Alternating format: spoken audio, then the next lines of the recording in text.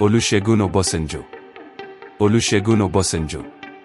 Today we are talking about Nigeria former President Olusegun Matthew Okikiola Aramo Obasanjo. I consider him to be one of the most influential men in Nigeria history. Olusegun Matthew Okikiola Aramo Obasanjo was born on March 5, 1937, in Abeokuta, present-day Ogun State, Nigeria. He was raised in a modest Yoruba family, the son of a farmer and trader. Despite his humble beginnings, Obasanjo showed great promise as a child. He attended the Baptist Boys High School in Abeokuta, known for its focus on discipline and academic rigor. The school's Christian values and emphasis on leadership had a profound impact on Obasanjo, fostering his drive to excel. His early life was marked by financial struggles, which he overcame through sheer determination.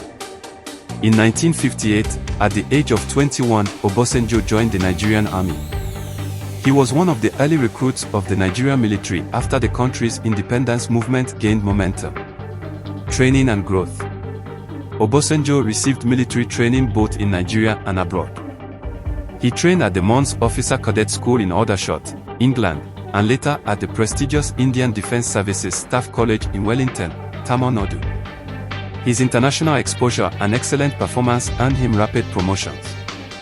The Nigerian Civil War, also known as the Biafran War, broke out in 1967 due to ethnic tensions and secessionist movements in eastern Nigeria. Obasanjo was appointed commander of the 3rd Marine Commando Division in 1969, at a critical point in the war. Strategic leadership. He led his troops in a series of decisive campaigns that eventually forced the Biafran forces to surrender. Peace negotiation. Obasanjo ensured a peaceful end to the conflict by prioritizing reconciliation. His role in concluding the war earned him national recognition. In 1976, General Murtala Muhammad, Nigeria's head of state, was assassinated in an attempted coup. Obasanjo, who was then second in command, assumed leadership as head of state. Obasanjo focused on modernizing Nigeria's economy. He prioritized agricultural development, industrial expansion, and infrastructure projects, such as roads and housing. His administration launched the UP program, aimed at providing free education to millions of Nigerian children, boosting literacy rates. Obasanjo made history as the first African military leader to voluntarily hand over power to a civilian government. After overseeing democratic elections in 1979, he transferred power to Shehu Shagari, marking a milestone for Nigerian democracy.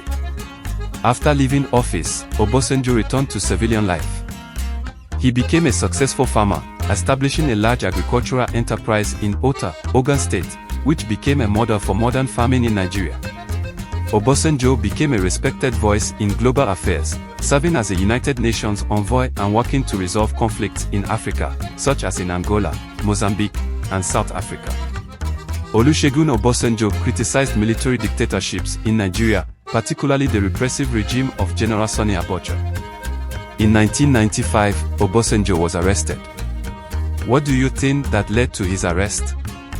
The Abacha regime charged him of plotting a coup and was imprisoned from March 13, 1995, to June 15, 1998, during the military regime of General Sani Abacha. Obasanjo was convicted on charges of being involved in an alleged coup plot against the Abacha government, although many believe the charges were politically motivated. He was initially sentenced to death, but the sentence was later commuted to life imprisonment and then to 15 years. He was released following Abacha's death in 1998 by General Abdul Salami Abubakar, who succeeded Abacha and initiated a transition to civilian rule. In 1999, Nigeria transitioned back to civilian rule, and Obasanjo was elected president under the People's Democratic Party, PDP. He became the first Nigerian leader to serve as both a military and civilian head of state. Obasanjo implemented the National Economic Empowerment and Development Strategy, NEET, to stimulate growth, reduce poverty, and attract foreign investment. He secured the cancellation of $18 billion in Nigeria's foreign debt, significantly improving the country's economic outlook. His liberalization of the telecommunications sector brought mobile phone services to millions of Nigerians, fostering connectivity and economic opportunities. He established the Economic and Financial Crimes Commission, EFCC, an Independent Corrupt Practices Commission, ICPC, to tackle corruption. While these agencies made significant strides, critics argued that they were sometimes used for political purposes. Obasanjo's attempt to amend the constitution to allow him a third term in office was met with widespread opposition and ultimately failed. Allegations of corruption and favoritism tainted part of his administration, though he denied any wrongdoing. After leaving office in 2007, Obasanjo remained an influential figure in Nigerian and African politics. Continued advocacy.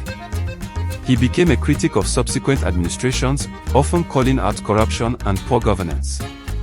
As an elder statesman, he mediated in African conflict and monitored elections across the continent. Obasanjo wrote several books on governance, leadership, and African development, including his memoirs, where he reflected on his experiences in power. Obasanjo's personal life has been marked by complexity. He has been married several times and has numerous children. Despite family controversies, he maintains a strong connection to his roots in Abeokuta and his faith as a devout Christian. His leadership helped shape modern Nigeria, particularly through his focus on economic reform, reconciliation, and democracy. His tenure was not without flaws, including allegations of corruption and controversial decisions. Nevertheless, Obasanjo remains one of Nigeria's most iconic figures, respected for his dedication to the country and his contributions to African peace and development.